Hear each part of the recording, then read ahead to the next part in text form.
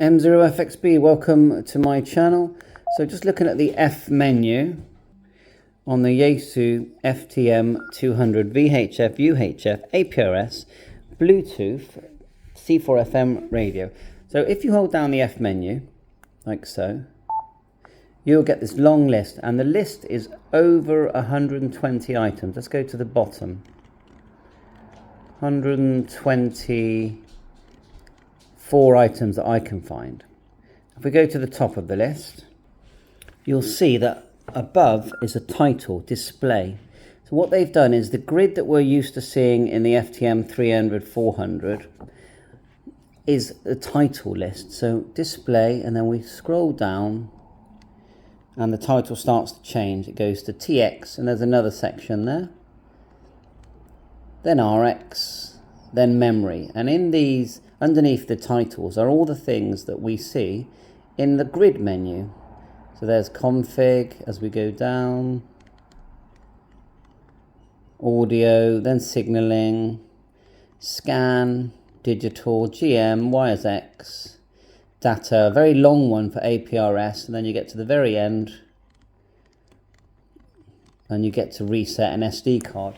So I still don't understand why they didn't just put a grid there. So we hold down the F menu like so.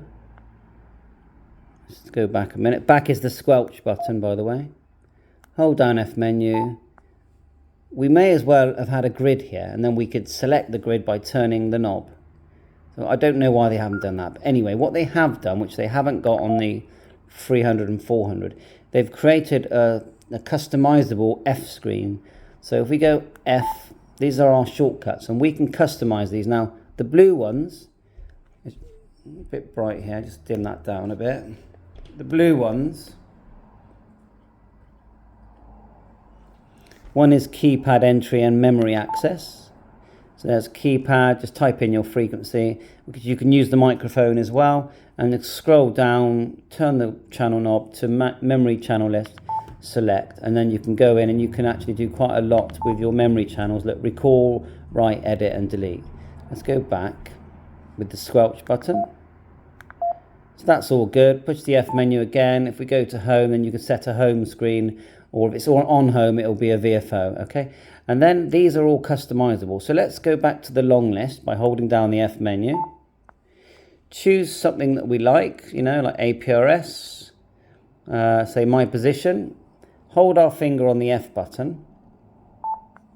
Then we go to our F menu, and we can put that wherever we want. So let's put it where the orange square is, and it looks like you have 2, 4, 6, 8 selections. And then hold down the F again, and it's put it there, you know. So that's fine, because we can put things like shift and power, things that we're using all the time, screen color maybe. If we're doing a lot of APRS, or if we're doing a lot of DTMF, we can add that. So it's not a bad idea, and it's usable, but I still say, please, in the future firmware updates, add a grid, please. Basic. So otherwise, it's a good radio, you know. I'm pleased with it. It's a nice radio. What do I like about it the most? Well, it's very simple, and it's very easy laid out, you know, volume, channel change. It's not hard to learn.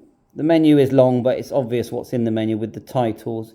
A and B selection. You can have APRS on the B band whilst chatting on your favorite channel on the A band.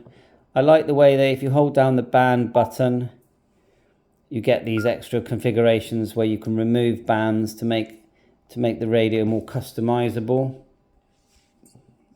Back here, I like the scope feature, which works when there's activity.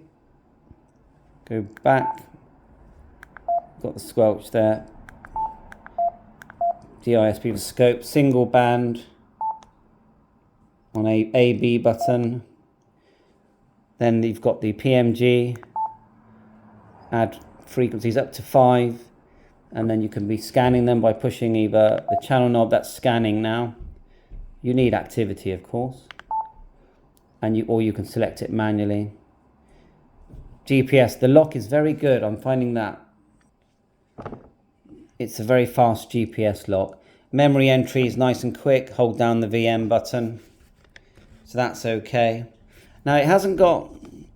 Well, let's just double check with the backlit buttons a minute.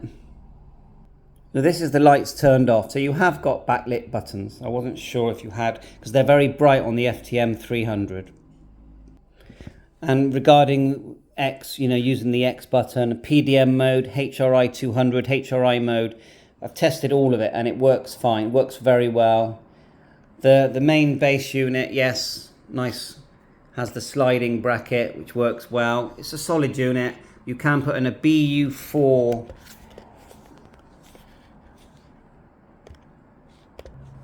Bluetooth unit. It's 8 screws on the back of the head unit, and then you slot in at the back your Bluetooth unit, and the voice unit goes under the main housing. So that's about it. It's just the main thing is in this video is just to say about the F menu that you can understand it and learn it quite well. I just fit a grid, please. So 7.3, thanks for watching my channel. Bye for now.